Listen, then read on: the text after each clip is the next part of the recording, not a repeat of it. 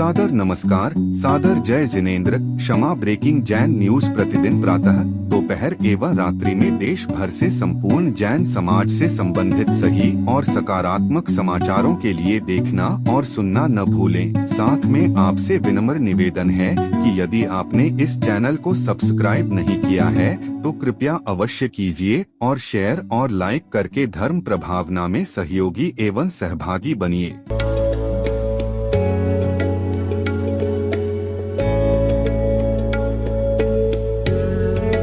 ऐसी संस्था जो जैन आगम के पथ पर बढ़ने वाले साधुओं की सेवा में दे रही है अपना योगदान और उनके आहार विहार में निभा रही है अपनी अहम भूमिका। साधु सेवा धाम भगवान पार्श्वनाथ धाम काकोरी लखनऊ जो विहार न करने वाले साधुओं के आहार एवं विश्राम की कर रही है संपूर्ण व्यवस्था। आप भी ऐसी ही संस्था के साथ जुड़कर करें अपनी चंचला लक्ष्मी का सदुपयोग। एक दिन का आहार मात्र 2100 रूपए एवं आजीवन 11,000 रूपए। इसके अलावा वर्ष में 2 दिन आपकी ओर से आहार एवं आपका नाम शिलापट पर किया जाएगा अंकित। Bank details Bhagwan Parshvanath Dham trust, bank of Baroda, Chowk branch Lucknow. खाता संख्या 064501000291154। IFSC code BARB0 LUCKNO। दान राशि एवं अधिक जानकारी के लिए संपर्क करें 7007783995 9452017984।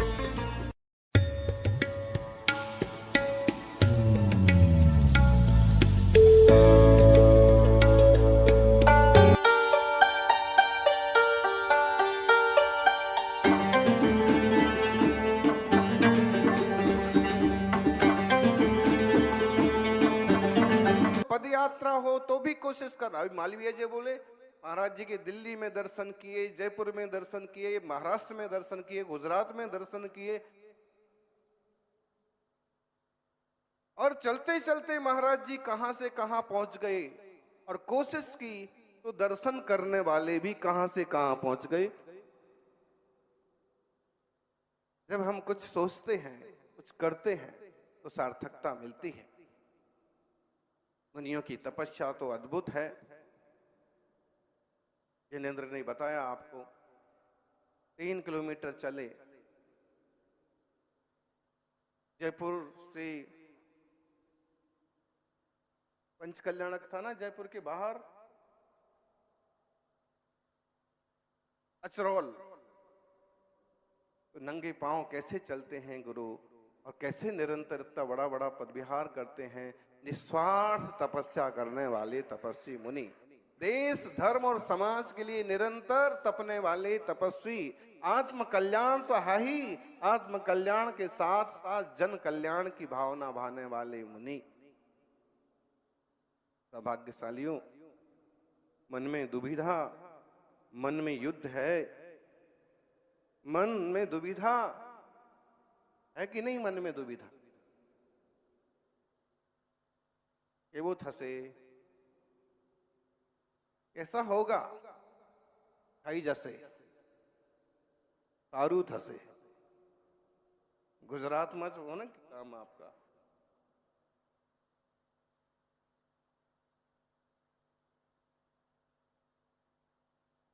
तो मन में दुविधा, मन में युद्ध है, मन खुद के ही विरुद्ध है।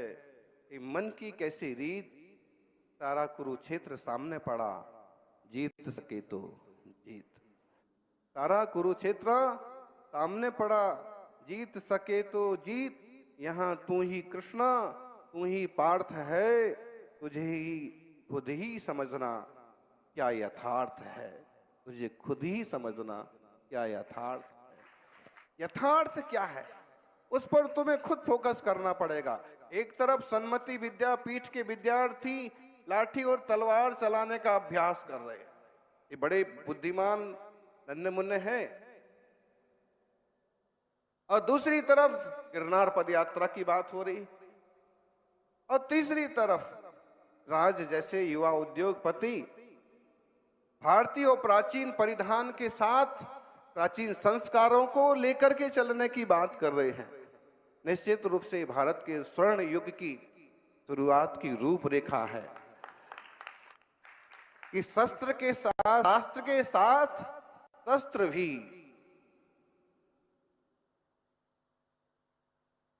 आदिनाथ ने ही उपदेश दिया था। आदिवासी की जब बात आती है तो एक बात जेहन में आती है, इस संस्कृति के बहुत पुराने लोगों में से है यह कौम।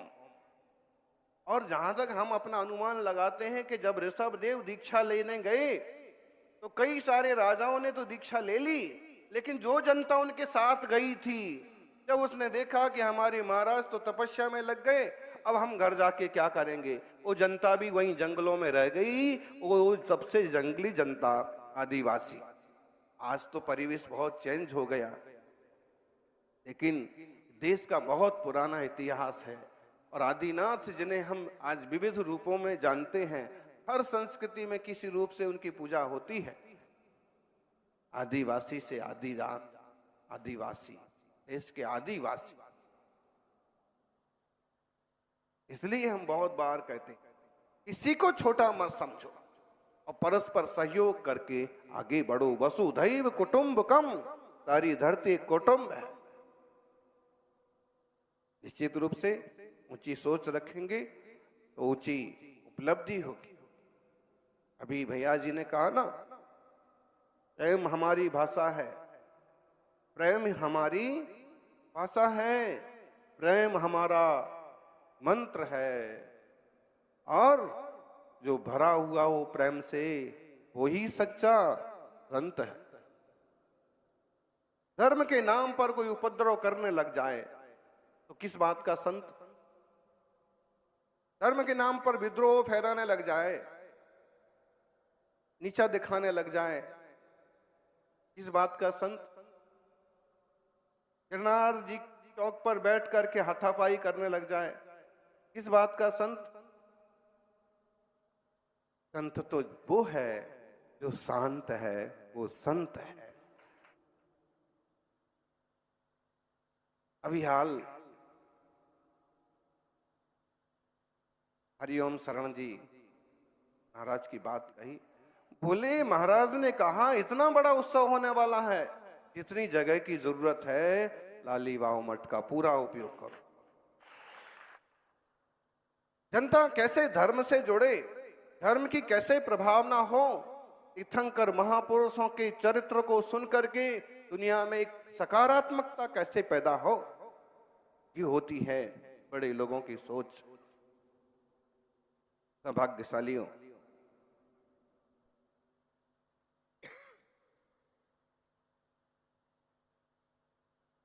जिंदगी जख्मों से भरी है।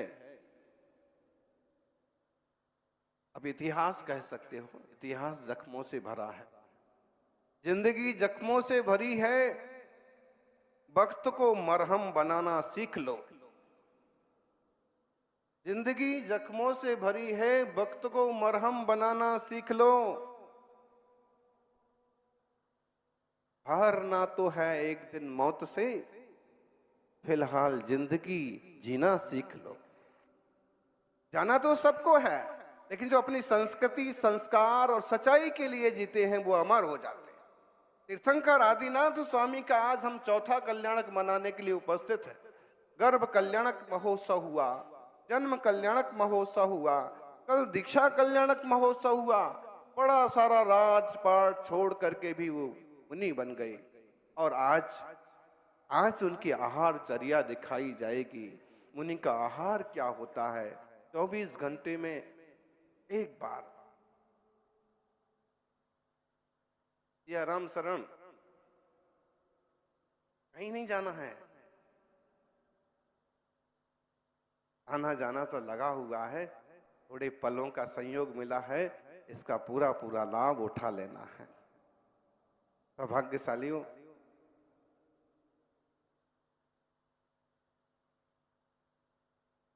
आज भी मुनि 24 घंटे में एक बार खड़े होकर के हाथ में शुद्ध आहार लेते हैं। आज भी वह तपस्या की कड़ी, आज तपस्वी सम्राट को याद करें, उनकी जन्म जयंती माघ शुक्ला सप्तमी। और तपस्वी सम्राट सन्मति सागर जी एक अद्भुत ऐसे तपस्वी है। वो उत्तर प्रदेश के एटा के पास फफूदू गांव में जन्म हुआ। जन्म उत्तर प्रदेश में हुआ। दीक्षा, तुल्लक दीक्षा उनकी मेरठ में हुई। मुनि दीक्षा सम्मेश शिखर जी, कार्तिक शुक्ला पारस मधुबन बिहार में दीक्षा हुई। और आचार्य पद हुआ महसाणा गुजरात में 1972। और समाधि हुई महाराष्ट्र में 24 दिसंबर 2010। जिंदगी के सबसे महत्वपूर्ण 4 पड़ाव थे, 5 पड़ाव थे, वो उसके लिए उन्होंने 5 राज्यों को चुना। इसका मतलब पूरे देश के प्रति उनके मन में अद्भुत प्रेम था, अपनत्व था। जनता जनार्दन के लिए उन्होंने शिक्षा के क्षेत्र में भी बड़े काम किए। इटावा में ही उनके आज्ञा से, आशीर्वाद से 2 बड़े महाविद्यालय चलते। विष्णु चौधरी देखरेख करते हैं। उदगांव गुंजवन में भी बड़ा विद्यालय चल रहा है। तपस्या की बात करें तो वो तपस्वी सम्राट कहलाते हैं। भवानी जी दर्शन किए होंगे आपने, और मालवीय जी ने भी किए होंगे, लेकिन वो एक ऐसे साधु थे कि ज्यादा जैसे हम बात कर लेते वो बात भी नहीं करते थे।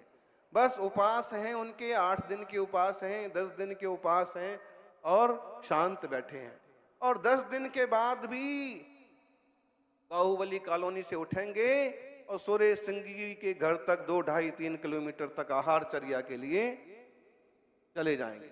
उसकी भी परवाह नहीं कि 10 दिन बाद आहार लेना है तो पास में कर लो, जहां प्रति परिसंख्यान मिले। ऐसे अद्भुत तपस्वी साधु। जिंदगी में उन्होंने कभी अन्न नहीं खाया। हम तो अन्न के कीड़े हैं, दिन में गृहस्थ को 2-4 बार चाहिए, मुनि महाराज को भी 1 बार तो चाहिए। अन्न नहीं खाया दीक्षा के बाद। क्या खाते थे फिर? उबला हुआ केला, उबली हुई लौकी, तोरई, पानी, गरम पानी है। और इसके बाद जिंदगी के आखिरी 10 साल वो शक्कर भी नहीं लेते थे, नमक भी नहीं, दूध भी नहीं, घी भी नहीं, तेल भी नहीं। फिर क्या? बस ये उबला हुआ, सब रस का त्याग था। हाँ, मट्ठा जरूर लेते थे। गौशालाओं के लिए उनका बड़ा प्रेरणा रहती थी और कहते थे कि तीर्थंकरों ने भी खीर का आहार किया है, दूध अभक्ष नहीं है, इसलिए जो दूध लेते हैं तो दूध लें, दूध नहीं लेते हैं तो छाछ जरूर लो। और वो छाछ पानी, जिंदगी के आखिरी 10 साल तक सिर्फ छाछ और पानी, वो भी 48 घंटे में 1 बार। कोई आदमी जिंदा रह सकता है?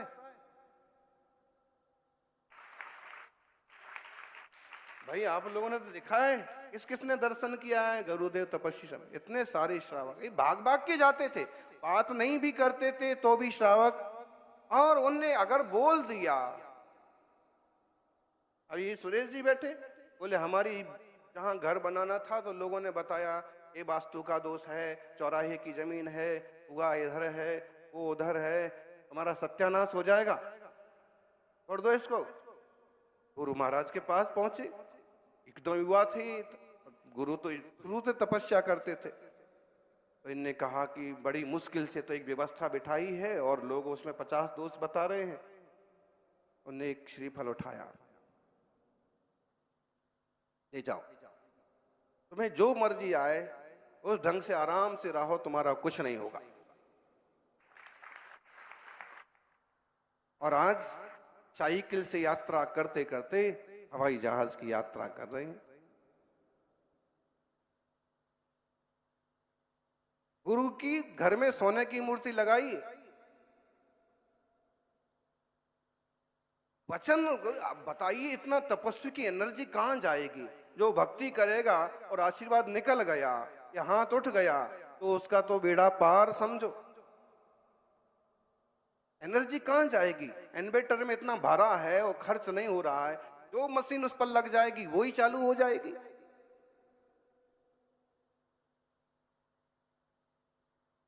बस चाहिए श्रद्धा, समर्पण। और उन महान तपस्वी के चरणों में क्या शब्द कहें। 10-12 साल तो हमने देखा छाछ पानी लेते थे, हाथ कांपने लगे थे, अगर उनको पाँव में चोट नहीं लगती तो शायद आज भी यहाँ बैठे होकर के हमको आशीर्वाद दे रहे हो। पाँव में चोट लग गई, पाँव में चोट का उनने इलाज नहीं कराया, हम तो तुरंत हॉस्पिटल भागेंगे। उनने कोई इलाज नहीं कराया। वैद्य ने कहा कि ये भी तो करा लो, वो भी इलाज नहीं कराया। 1.5 साल तक पाँव में घाव रहा, लेकिन उस पर क्रीम भी नहीं लगवाई। नहीं, शरीर का मुझे कोई उपचार नहीं करना। आत्मा भिन्न है, शरीर भिन्न है। डॉक्टर आया कोल्हापुर से, स्पेशल बहुत बड़े डॉक्टर को, जो कोल्हापुर का समझ लीजिए हेड, और उसने कहा कि मैं आपका सिर्फ एक इंजेक्शन में इलाज कर सकता हूं।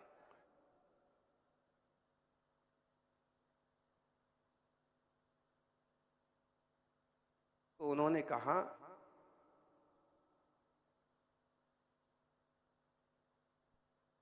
मेरा कुछ भी स्वीकार करने का त्याग है, मैं इंजेक्शन नहीं लगवा सकता।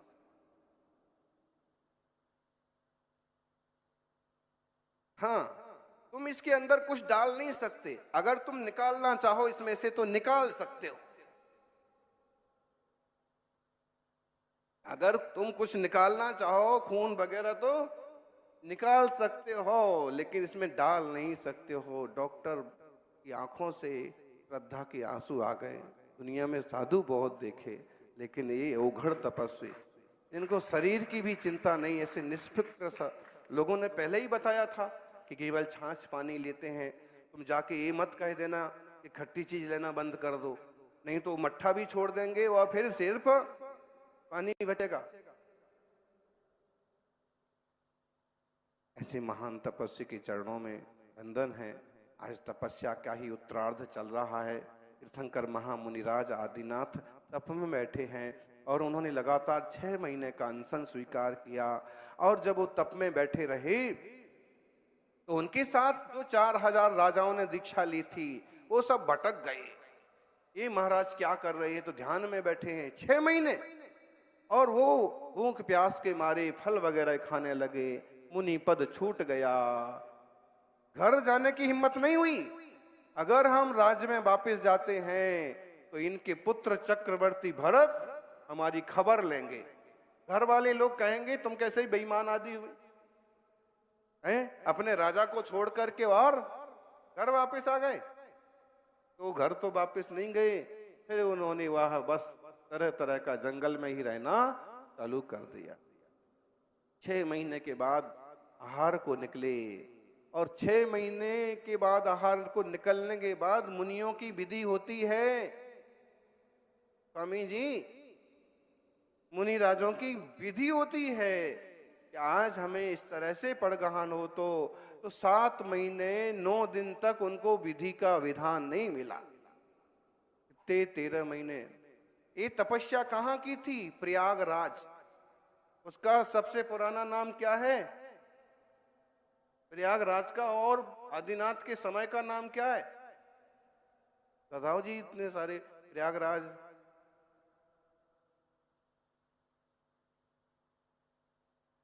पुरीमतालपुर कहलाता था।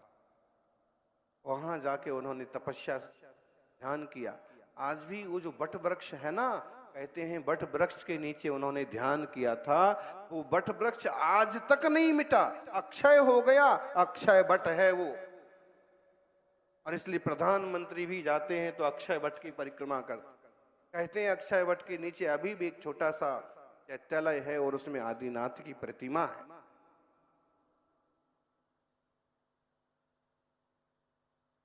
जो भी है, वहां तपस्या की। फिर आहार को निकले, 7 महीने 9 दिन तक सब तरफ चले गए, लेकिन विधि नहीं मिली। फिर हस्तिनापुर पहुंचे और उनने क्या नियोग लिया था? उनने विधि ली थी कि शुद्ध चर्या जैसे प्राप्त हो। सब लोगों को पता ही नहीं था। कोई कहते सोना ले लो, कोई कहते घर ले लो, और सब छोड़ के आए हैं, कैसे ले लो? जेनू भाई हमको कहें कि महाराज एक प्लाट आपको भी दे देते हैं, तो भाई प्लाट कैसे ले लो? हाँ, आप मंदिर को दे दो, संत निवास बनाओ, आपकी जो मर्जी है। सेवा के लिए आप करो, लेकिन हमारे स्वामित्व में तो कुछ रहने वाला नहीं है। उनने कुछ स्वीकार नहीं किया, लेकिन पिछले जन्मों के संस्कारी जीव श्रीमती जो यहाँ पर राजा श्रेयांश के रूप में उत्पन्न हुए थे, आत्मा शाश्वत है मालविया जी, आत्मा शाश्वत है। हम सब पुनर्जन्म को मानने वाले लोग हैं, इसलिए हमारे यहाँ लोग पाप करने से डरते, फिर से जन्म होगा, हम क्या जवाब दें।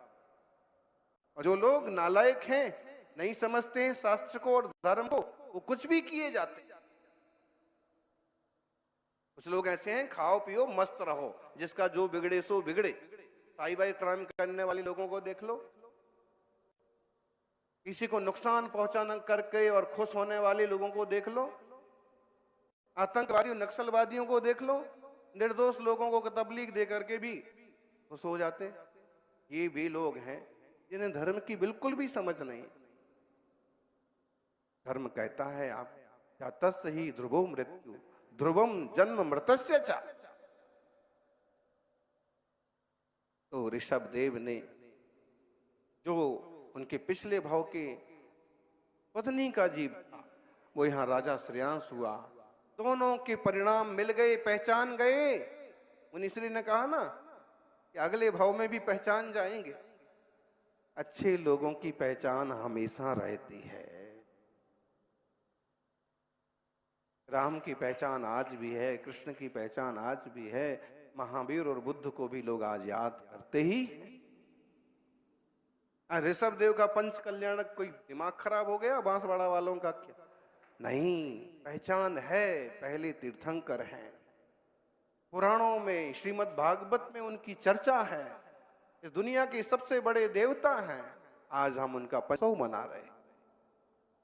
ये तो राम की रामलीला की तरह है कि जैसे वहां उनका चरित्र दिखाया जाता है, ऐसे यहाँ पूरा चरित्र दिखा करके और श्री जी की प्रतिमा रख करके अंततः उनमें प्राण प्रतिष्ठा करके और जिनालय में विराजमान करते हैं और पूजा करते हैं। आज ज्ञान कल्याणक है, हम सबको भी सम्यक ज्ञान की प्राप्ति हो। और उनका प्रभु जी का आहार ज्ञान तब हुआ, केवल ज्ञान, जब विधिवत पारणा संपन्न हुआ। 1000 वर्ष तपस्या की उन्होंने, बड़ी बड़ी आयु होती थी, और इतनी तपस्या करने के बाद केवल ज्ञान हुआ। इस केवल ज्ञान कल्याणक पर आज दोपहर को भी बहुत मंगलकारी अवसर है, और आज हम तपस्वी सम्राट को भी याद कर रहे हैं। और आप याद करें गुरु को, और गुरु हाजिर ना हो, आप सामने देखो गाड़ी में गुरु जी की प्रतिमा अभी हाल उपस्थित हुई है। मंदिर वालों ने मन बनाया है कि एक सुंदर सी उनकी प्रतिकृति हो। जिस भूमि पर उन्होंने चतुर्मास किया है, उस भूमि पर हमें उनके रोज दर्शन हो, इसलिए बहुत सुंदर सी प्रतिमा बनवाई है। और अभी अपन इसी के साथ मंदिर जी जाएंगे। सबका मंगल हो, देश और समाज तरक्की करे, जनप्रतिनिधियों को ताकत मिले, और जनता का जीवन हमेशा बसंत बना हो। आज बसंत पंचमी है। ऐसे कहते हैं कि बसंत आता है तो प्रकृति मुस्कुराती है, और संत आता है तो संस्कृति मुस्कुराती है। आज पूरा वासवाड़ा मुस्कुरा रहा है, और सभी जिनवाणी सुनने को उपस्थित हो रहे हैं। और पहले दिन हमने कहा था ना संगीवी जी, पहले दिन कहा था कि वो समय भी आएगा कि लोग खेत में बैठेंगे। आज आप देख लो, गाड़ी के उस पार तक लोग बैठे। निश्चित रूप से धर्म के प्यासे लोग तो बहुत हैं। आती है दुनिया, बुलाना वाला चाहिए, ये बुलाएंगे।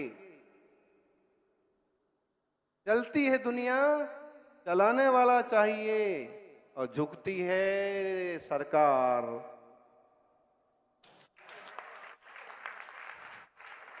क्योंकि हमको सरकार को झुकाना नहीं है।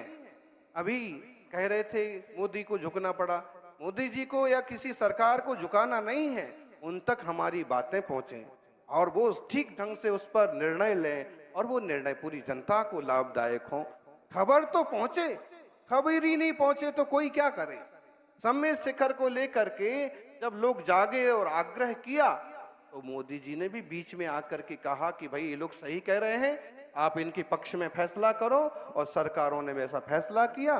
सम्मेद शिखर फिलहाल पूरी तरह से पूजनीय है, सुरक्षित है। क्योंकि अनैतिक तत्व कुछ उठापटक करते रहते हैं, फिर भी इसलिए हमें सरकारों को, जनप्रतिनिधियों को झुकाना नहीं है, किसी और देश के धर्म और संप्रदाय को नीचा दिखाना नहीं है, अपितु हमें अपनी अच्छी बातें उनके सामने रखना है, उसका रीजन बताना है, उसके फायदे बताना है, उसके नुकसान बताना है।